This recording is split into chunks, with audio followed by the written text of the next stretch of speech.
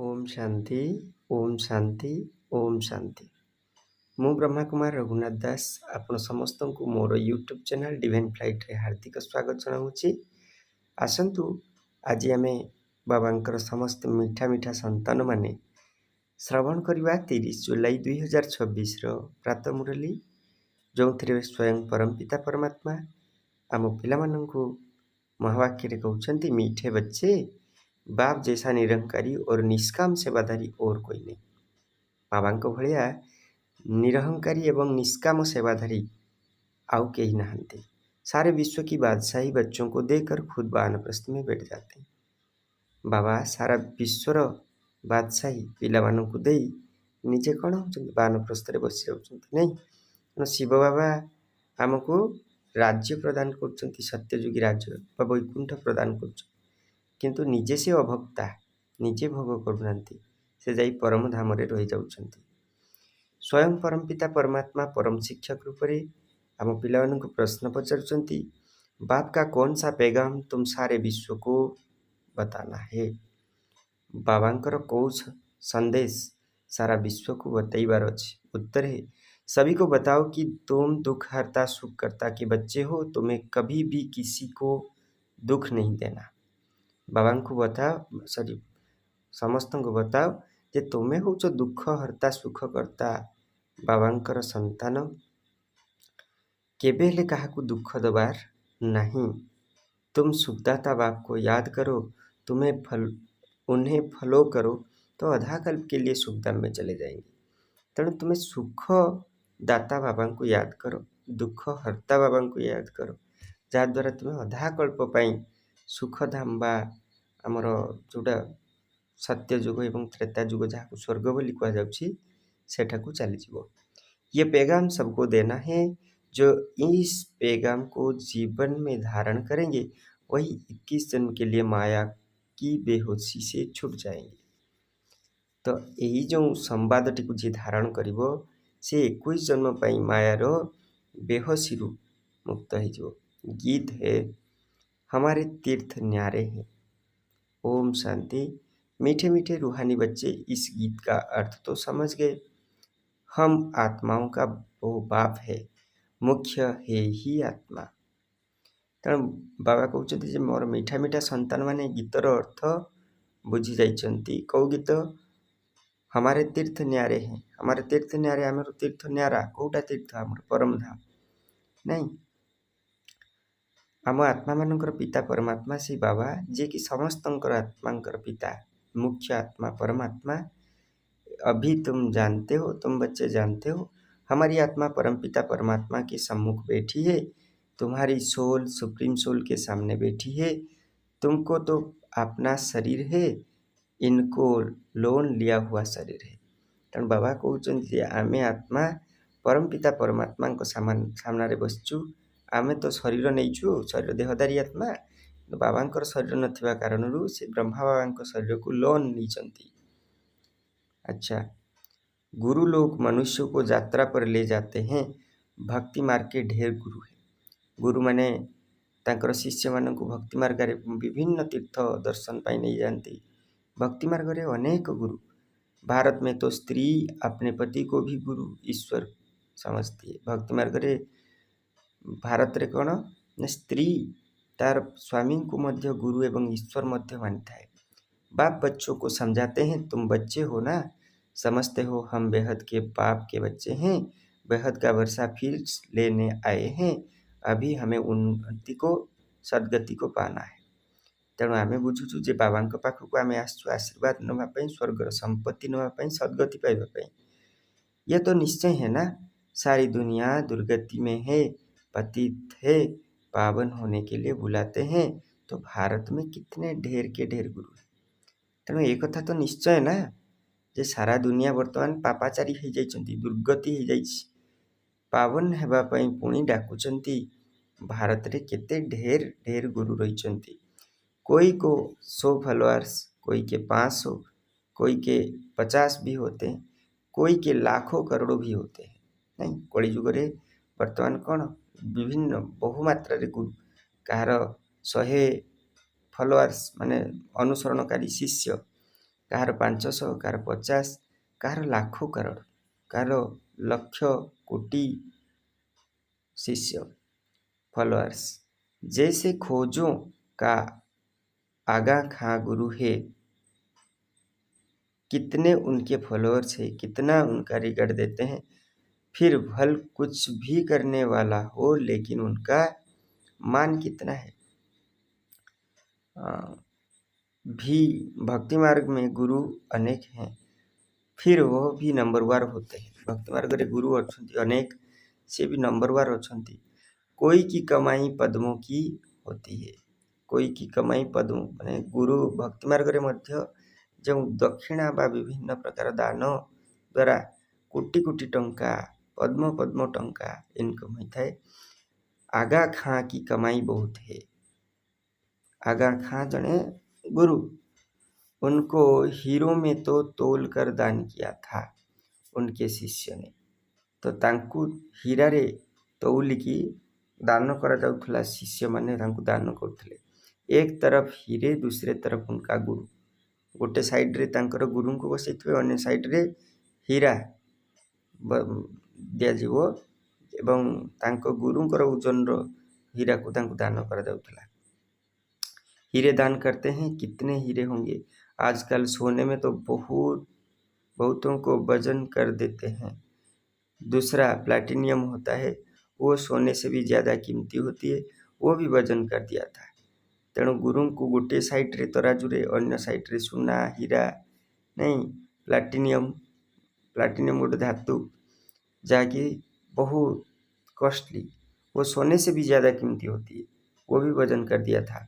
गुरु का मतरवा देखो कितना है, ऐसे गुरु लोग तो ढेर। तेणु गुरुंकर महिमा केते देख, और सेमिति महिमा तो गुरु बहुत अछंती। अब इस सदगुरु को तुम क्या देंगे? उनको वजन करेंगे, हीरे वजन कर देंगे, उनका वजन हो सकता है, उनका खुद की ही वजन नहीं है, शिव तो है ही बिंदी, उनका वजन तुम क्या कर सकेंगे? तो शिव बाबा को कौन आम वजन कर परिबा, तांको आमे कौन दे परिबा? शिव बाबा तो निजे बिंदु, तांको कौन वजन कर परिबा? वो तुम्हारा गुरु कितना वंडरफुल है, सबसे हल्का, बिल्कुल ही सूक्ष्म तुम्हारा गुरु एक है।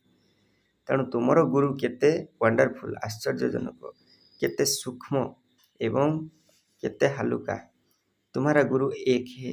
तुम जानते हो शिव बाबा तो दाता है, तुम्हें जानिचो जे शिव बाबा तुम दाता। भगवान कभी कुछ ले नहीं सकते, वो तो देते हैं। भगवान किसी नियंती नहीं, से दियंती। ईश्वर अर्थदान सब करते हैं तो समझते हैं दूसरे जन्म में इसका एवजा मिलेगा। ईश्वर अर्थ जो दान पुण्य करा जाइए ता आमे दान पुण्य कला बेले भावी था जे पर जन्म रे आमे प्राप्ति करवा नहीं। कामना तो रखते हैं, अब यह तो बेहद के बाप, इन जैसी निष्काम सेवा और कोई कर नहीं सकता। तेणु शिव बाबा होचंती निष्काम बाबा, तांको भलिया निष्काम सेवा आउ केही करि परिबे नहीं।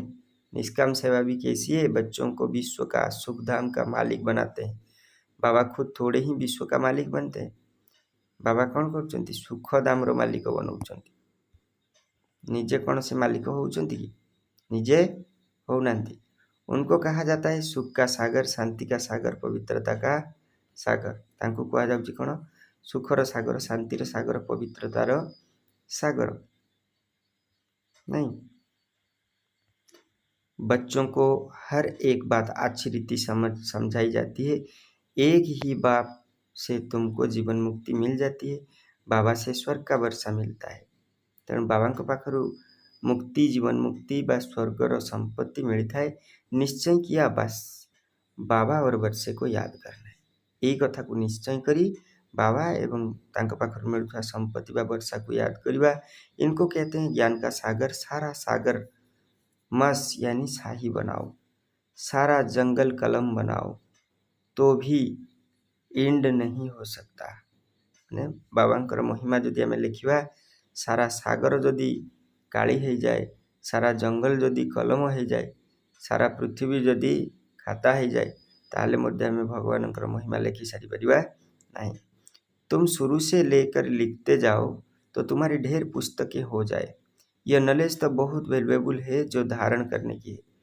ये नॉलेज तो ये ज्ञान तो बहुत बड़ वंडरफुल जिनस या जदि प्रथम रू आम लेखापी जीवा ताले बहुत सुंदर पुस्तक हो नहीं। जानते हो ये कोई परंपरा तो चलती नहीं, अभी तुमको तंत मिलता है। बाप आकर बच्चों को अपना परिचय देते हैं, वही काफ़ी है। बाप का परिचय देने से, रचना को जानने से रचना का भी ज्ञान आ जाता है। बुद्धि कहती है जो सतयुग में आते होंगे वही उनकी पुनर्जन्म जास्ती होगी।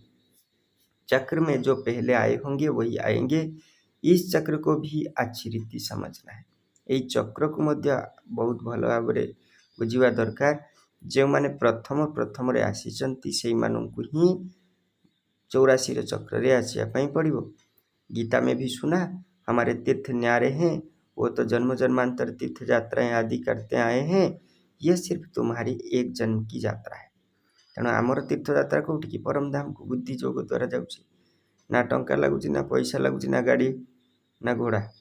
इस रूहानी यात्रा में जरा भी कोई तकलीफ नहीं। ज्ञान देने वाला एक ही है, सद्गुरु। सदगति तो किसी को भी होती नहीं। तेणु ज्ञान देला वाला होचंती एक सद्गुरु व परमपिता परमात्मा। सदगति कहार मध्य होई नहीं थाए। वो सुप्रीम ज्ञान का सागर, सर्व की सदगति हो जाती है। बाकी क्या चाहिए? तत्व भी सतो प्रधान हो जाते हैं। यहाँ तमो प्रधान है तो वायु आदि भी ऐसी तमो प्रधान होती है। तेणु एठी तो तमो प्रधान, तेणु वायु मध्य तमो प्रधान, विषाक्त पवन, विषाक्त वायु। सतयुग में तो कोई भी दुख देने वाली चीज नहीं होगी। बाप है ही दुख हरता सुख करता। सत्यजुगरे कौन सी दुख देला भलिया कथा रहिबो नहीं, किसी जिनिस रहिबो नहीं। कहीं ना बाबा होचंती दुख हरता सुख करता। तुम उनके बच्चे हो, किसी को भी दुख नहीं देना है। सबको ये रास्ता बताना सुख का वर्षा पाने का। तेणु तुम्हें हूँ भगवान संतान जी दुख हरता सुख करता। तेणु तुम्हें समस्त को भल बाट देखाओ। अब बाप कहते हैं तुमको सुख ही देना है। बाबा तुमको आधा कल्प के लिए ऐसा सुख देते हैं जो वहाँ दुख का नाम नहीं रहेगा। तेणु तुम्हें समस्त को सुख दबार अच्छी। बाबा आसी समस्त को एमती सुख दौरान जे 21 जन्म पर्यंत दुखर नाम निशान रहिबो नहीं। तुम जानते हो बाबा 21 जन्मों का वर्षा पाने तुम जानते हो बाप से 21 जन्म का वर्षा पाने हम यहाँ आए हैं। तुम स्टूडेंट हो ना, तुम्हारी दिल में है कि शिव बाबा से स्वर्ग का सुख लेते हैं तो सब दुख दूर हो जाएंगे। तुम्हें जानिଛ जे 21 जन्म पाई सुख संपत्ति नवा पाई आमे बाबा को पाखक आसछु। आमे ईश्वरीय छात्र एवं तुमर हृदय रे अच्छी कि शिव बाबा हमको दुख दुनिया रू मुक्त करुछंती, सुख प्रदान करुछंती। बाबा हमको संजीवनी बूटी देते हैं सुर जीत होने के लिए, फिर 21 जन्म कभी मूर्छित नहीं होंगे। बाबा हमको संजीवनी बूटी दौरान जमीती आम माया बा रावण बा असुर पाखु के मूर्छित होगा नहीं 21 जन्म पाई। वो संजीवनी बूटी है मनमना भव। सर्व का सदगति दाता एक बाप है, उनको निराकार निरहंकारी कहा जाता है। तेणु बाबा होचंती बाबा जो संजीवनी बूटी दौरान से संजीवनी बूटीर नाम हूँ मनमना भव। बाबा को मने मने भाव। समस्त को सदगति देला बाला बाबा एक ही हटंती, निराकार निरहंकारी। जिस तन में आते हैं वही साधारण है। बाप कहते हैं dear children I am your obedient father. बाबा कहते जे मोर प्रिय संतान माने, मीठा संतान माने, मु हेउची तुमरो आज्ञाधारी पिता। बड़े आदमी हमेशा ऐसे लिखते हैं आई एम ओबीडिएंट सर्वेंट। नहीं, आम कौन लिखू मु आपणकर आज्ञाधारी सेवक। अपने को श्री कभी नहीं लिखेंगे। आजकल तो लिखते हैं श्री श्री फलाना, आजकल लिखती श्रेष्ठ श्रेष्ठ अमुक नाम। नहीं, आप ही अपने को श्री श्री लिखते रहते हैं, निजे ही निजों को श्री श्री लिखी चली थांती। वो बाप है निराकारी निरहंकारी। अब तुम उनके सम्मुख बैठे हो, जानते हो वो हमारा बाप टीचर सदगुरु हैं। बाकी तो सब भक्ति मार्ग के अनेक गुरु हैं। तुम्हें जानिଛ जे दुनिया रे से होचंती हमर परम पिता, परम शिक्षक, परम सदगुरु। बाकी सब तो भक्ति मार्ग कथा अनेक गुरु रही। गुरुओं के भी गुरु होते हैं, इनका कोई गुरु नहीं। ये सत बाबा, सत टीचर, सत गुरु। तेणु ये तो परम पिता होती सत परम पिता, परम शिक्षक, परम सद्गुरु अटंती। तुम जानते हो आत्मा ही संस्कार धारण कर रही है। बाबा भी आत्मा है ना, उनमें भी गुण है। तेणु तुम्हें जानिच आत्मा ही संस्कार धारण करे। बाबा होती आत्मा, बाबा परमात्मा ना, तेणु तांको मध्य गुण अच्छी। तुम्हारे गुण अलग अलग हो जाते हैं। इस समय जो गुण तुम्हारे में है वही बाप के है। फिर सतयुग में तुम्हारे दैवी गुण हो जाएंगे। बाप ज्ञान का सागर है, प्यार का सागर है ना। तेणु बाबा कहते जे सत्य जुगरे तुमर गुण अलगा हो, यही समय गुण तुमर गुण बाबा गुण सहित सामान, पुणी सत्य जुगरे दैवी गुण हो नहीं। बाबा होती ज्ञानर सागर, प्रेमर सागर। तेणु श्रीकृष्णकर महिमा बहुत भिन्न। शिव बाबा का 16 कला संपूर्ण नहीं कह सकते, वो स्थिर है ही। बाप कहते हैं यह टाइटल तुम मुझे नहीं दे सकते। शिव बाबा 16 कला संपूर्ण नुहे, से स्थिर सदा सर्वदा। सदा मु निज रूपे थाई यह न बुझे मूढ़ भाई नहीं। तेणु बाबा सब निज स्थिति समान था। बाप कहते हैं यही टाइटल जे मु 16 कला संपन्न बोली तुम्हें मत दे पारिबो नहीं। मैं थोड़े ही भिखारी बनता हूँ जो फिर सर्वगुण संपन्न बनूं। मैं महिमा, मेरी महिमा इन जैसी थोड़ी ही करेंगे। तेणु मोर महिमा कौन देवी देवता भाया बा ब्रह्मा बाबा भाया थोड़े ही ना करेंगे। इस नॉलेज को जिन्होंने कल्प पहले सुना वही आएंगे, आकर बाप से सुनेंगे और बाप को याद करेंगे। तेणु यही महिमा मध्य जो मैंने 5000 वर्ष पूर्व शुणी से मैंने शुणे बाबा को याद करेंगे। पिछाड़ी को हाय हाय कर रोते हैं, फिर जय जयकार हो जाती है। तो पछरे आसवे जो मैंने से मैंने हाय हाय कही रही कांदे जे केड़े आम सुजोग मिस करदेलु, बाबा आसिले आम ज्ञान जानीपारू ना, आम लेट हो गलु नहीं। तेणु हाय हाय के बाद क्या सुनेगा, जय जय ना, जय जयकार। अभी तुमने यात्रा का भी राज समझा है। इस यात्रा से तुम फिर कभी मृत्यु लोक में लौटते नहीं हो। ये रूहानी यात्रा रे, आत्मिक यात्रा रे तुम्हें पुणी मृत्यु लोक को आसब नहीं, अर्थात कल्प समाप्त हो। उन यात्राओं से फिर घोर लौट आते हैं। से यात्रा रे तो लौकिक दुनिया यात्रा रे उत्तर भारत भ्रमण, दक्षिण भारत भ्रमण, पुणी घर को फेरी आसंती। कितने मनुष्य स्नान करने जाते हैं। भक्ति का विस्तार देखो कितना है। जैसे झाड़ कितना बड़ा अथाह होता है, बीज तो बहुत छोटा होता है, वैसे भक्ति का भी विस्तार कितना है। ज्ञान का टुबका भी सद्गति कर देता है।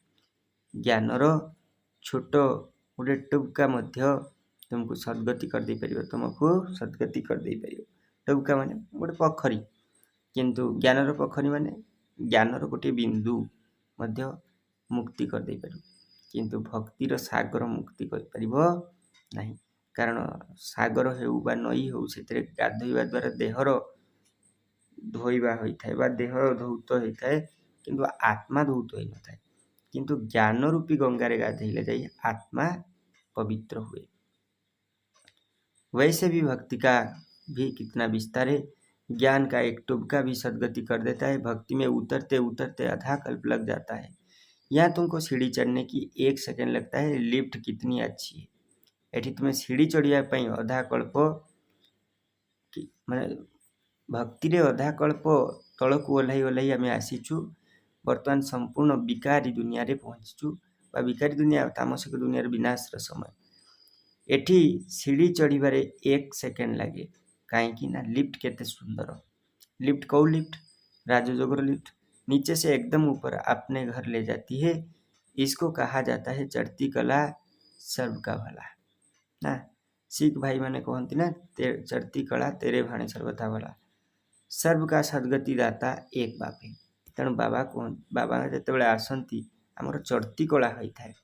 आमे अमावस्यार रात्रि पुणी पूर्णमी जह्न आड़ को बढ़ी बढ़ी बढ़ी बढ़ी बढ़ी बढ़ी पूर्णता आड़ को जाइथाउ नहीं।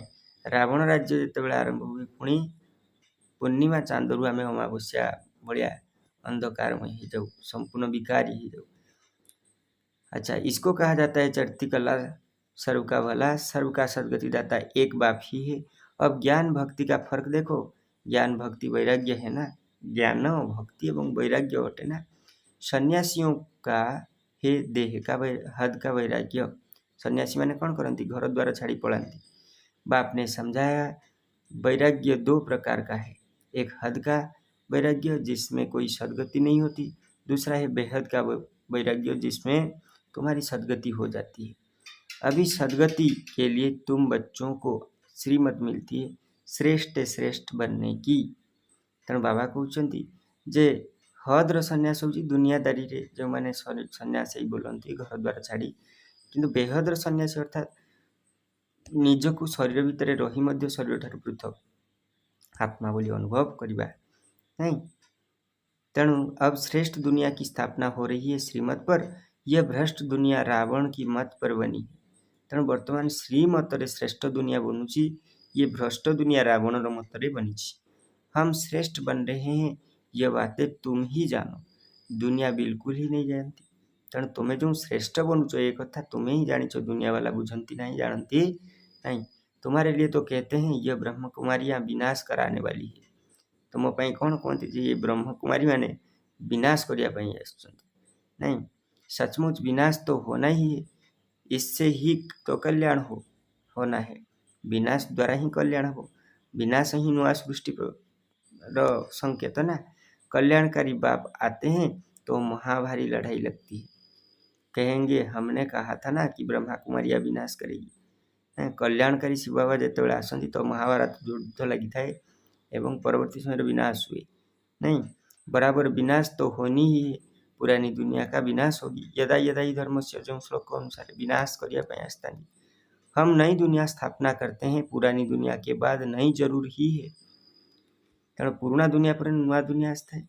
कल्प कल्प विनाश होता है तभी भारत में स्वर्ग के द्वार खुलते।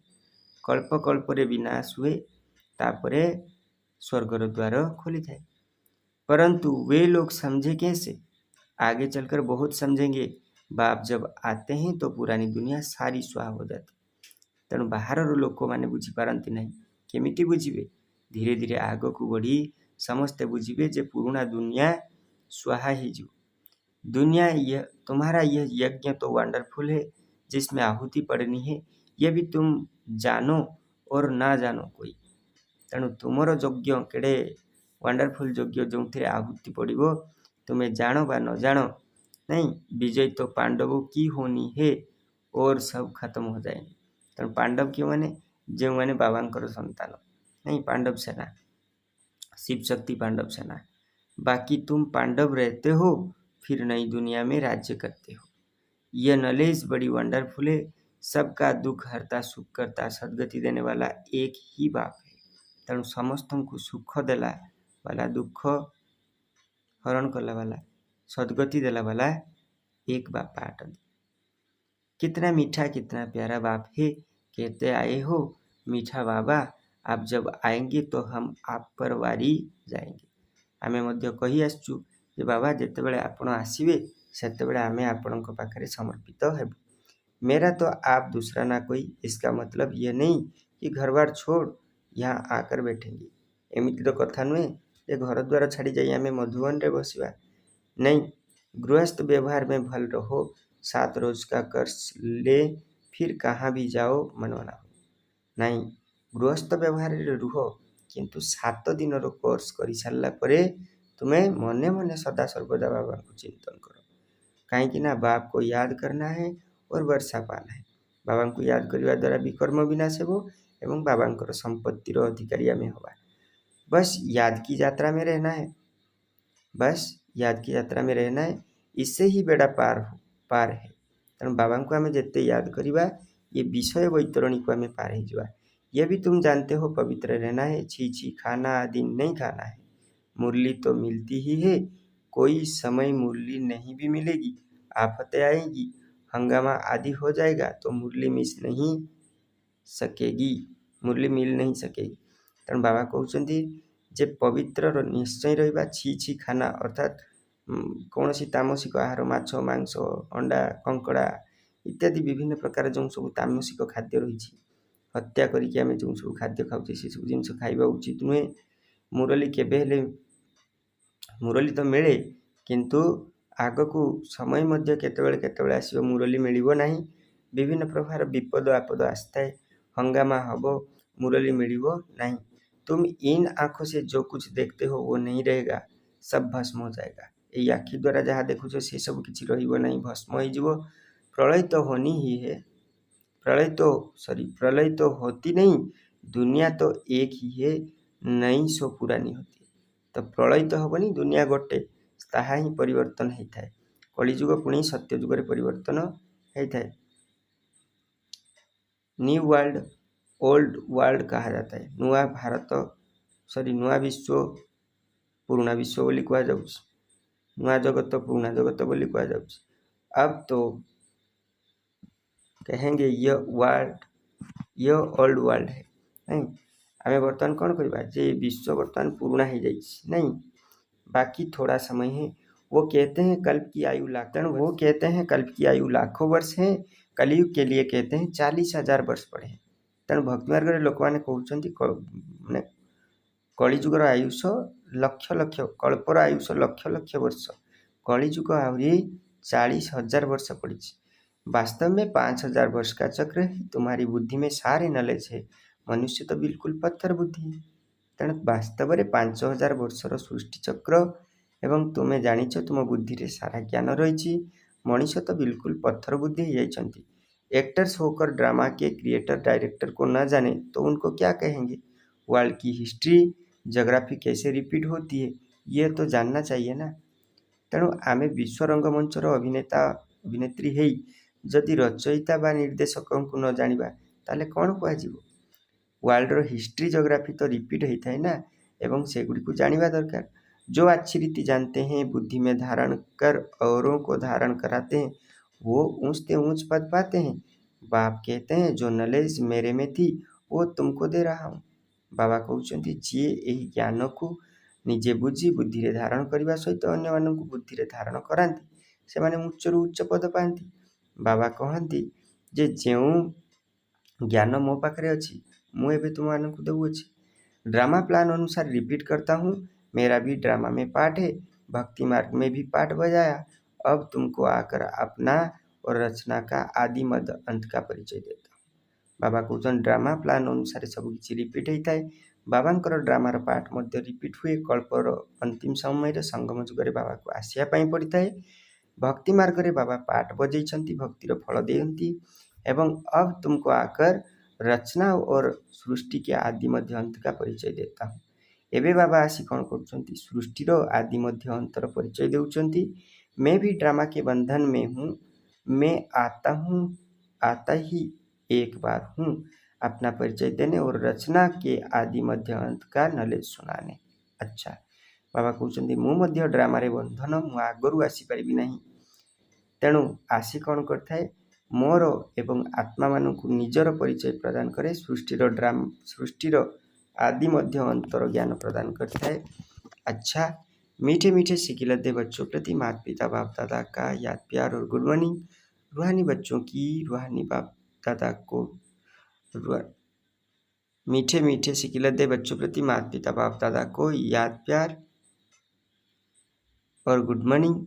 रूहानी बाप की रूहानी बच्चों को नमस्ते। हम रूहानी बच्चों की रूहानी बाप दादा को भी पद्मा पदम गुना याद प्यार गुड मॉर्निंग और नमस्ते नमस्ते नमस्ते। धारणा के लिए मुख्य सार। पहला पॉइंट, बाप समान ओबीडिएंट बनना है। कभी भी किसी भी बात में अहंकार नहीं दिखाना है, निराकारी निरहंकारी होकर रहना है। बाबा समान आज्ञाधीन आज्ञाकारी बनवा उचित। किसी भी कथारे अहंकार देखा उचित नुहे, निराकारी निरहंकारी हो रहा उचित। सेकेंड पॉइंट, बाप टीचर और सदगुरु के कंट्रास्ट को समझ निश्चय बुद्धि वन श्रीमत पर चलना है, रूहानी यात्रा पर रहना है।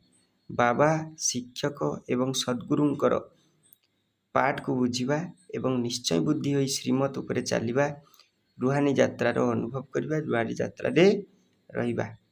वरदान, पुरुषार्थ शब्द को यथार्थ रीति से यूज कर सदा आगे बढ़ने वाले श्रेष्ठ पुरुषार्थी भव। पुरुषार्थर शब्दटी को यथार्थ रूप से बुझी व्यवहार रे आनी सदा सर्वदा आग को बढ़िला वाला श्रेष्ठ पुरुषार्थी हो। विस्तार। कई बार पुरुषार्थी शब्द भी हार खाने में व असफलता प्राप्त होने में अच्छी ढाल बन जाती है। जब कोई भी गलती होती है तो कह देते हैं हम तो अभी पुरुषार्थी है। तेणु पुरुषार्थीर शब्दटी मध्य अनेक समय असफलता बा हार खाइबारु आमको बंचाई देइथाए, ढाल बनी थाए। जेतेबेले भी किछि गलती हो जाए सेतेबेले आमे कहि देइथाउ जे आमे तो पुरुषार्थी ना, आमे तो संपूर्ण हैनु। लेकिन यथार्थ पुरुषार्थी कभी हार नहीं खा सकते, क्योंकि पुरुषार्थ शब्द का यथार्थ अर्थ है स्वयं को पुरुष अर्थात आत्मा समझकर चलना। किंतु यथार्थ पुरुषार्थी जो माने से माने हारीजिबे नहीं, हारिबे नहीं। कारण पुरुषार्थर अर्थटी पुरुष अर्थात आत्मा। आत्मा जेतेबेले निजर आत्मिक स्थिति रे रही थाए सेतेबेले कौनसी प्रकार से हारी जाए नहीं। आत्मा समझकर चलना है, बाबा को याद करना है। ऐसे आत्मिक स्थिति में रहने वाले पुरुषार्थी तो सदैव मंजिल को सामने रखते हुए चलते हैं। वे कभी रुकते नहीं, हिम्मत उल्लास छोड़ते नहीं। तो जो मैंने आत्मिक स्मृति रे रुहंती, आत्मिक स्थिति रे रही बाबा को याद करती, से माने कौन सी प्रकार साधारण कथारे हारी जाती नहीं बा हारती नहीं, रुकी माने रही जाती नहीं, अटकी जाती नहीं, हिम्मत छाड़ती नहीं, आनंद छाड़ती नहीं। स्लोगन। मास्टर सर्वशक्तिमान की स्मृति में रहो, यह स्मृति ही मालिकपन की स्मृति दिलाती है। यदि मास्टर सर्वशक्तिमान स्मृति रे रहिबो जे मु आत्मा मास्टर सर्वशक्तिमान स्वयं परमपिता परमात्मा संतान, तेणु यही स्मृति रे रहिबा द्वारा मालिकपणर स्मृति मध्य आसी जाए। यह अव्यक्त इशारे ज्वाला स्वरूप स्थिति में रहकर शक्तिशाली याद का अनुभव करो। कोई भी कार्य करते व बात करते बीच बीच में संकल्पों की ट्राफिक को स्टॉप करो। किसी भी कार्य करने समय रे बा कथा होउथिबा समय रे मझिरे मझिरे संकल्पर ट्राफिक को स्टॉप करो। जब हमको ट्राफिक कंट्रोल बोलिए हमें कहूँ जोग करता हूँ। 1 मिनट के लिए मन के संकल्प को चाहे शरीर द्वारा चलते हुए कर्म को बीच में रोककर भी यह प्रैक्टिस करो, तब बिंदु रूप की पावरफुल स्टेज पर स्थित हो सकेंगे। तो देह द्वारा कर्म करुवा समय रे बा मुख द्वारा कथा होउथबा समय रे मझिरे मझिरे आमे कौन करबा, 1 मिनिट पाई हेले मध्य ट्राफिक कंट्रोल अभ्यास करिबा, निजको आत्मिक स्वरूप रे रखिबार शक्तिशाली अभ्यास करिबा, जहाँ द्वारा आमर स्टेज पावरफुल हो पारिबो। जैसे अव्यक्त स्थिति में रहे कार्य करना सरल होता जा रहा है, वैसे ही यह बिंदु रूप की स्थिति भी सहज हो जाए। तो यही योग की ज्वाला स्वरूप स्थिति है। जेमिति आमे पावरफुल, जेमिति आमे अव्यक्त स्थिति रे रही कार्य करिथाउ सरल होता है, ठीक सेहीपरि बिंदु रूप रे मध्य स्थित ही कार्य करिवार अभ्यास करिबा, तेबे जाई जाकु कुआजिबो ज्वाला स्वरूप स्थिति। अच्छा, ओम शांति। अनेक राति हेलानी, राति 11:34। तेणु वर्तमान मुरली रेकर्डिंग करवा गोटे कष्टकर व्यापार, किंतु करार किछि नहीं, करिवार किछि नहीं। बाबांकर सेवा, बाबांकर सेवार निमित्त हवा बड़ भाग्यर कथा। तेणु आपण माने निश्चय भाव मुरली को शुणिबे एवं बाबांकर श्रीमत अनुजाई निजर पुरुषार्थ को सदा सर्वदा तीव्रतर बनातु। संबंधी संपर्क रे जो माने आसुचंती समस्त को बाबांकर श्रीमत रूपी ज्ञान गंगा रे स्नान करिवार सुजोग दियंतु, अर्थात ज्ञान शुणातु। यह द्वारा मानव जीवन दैवी जीवन पद प्राप्ति करि परिबो। अच्छा, ओम शांति।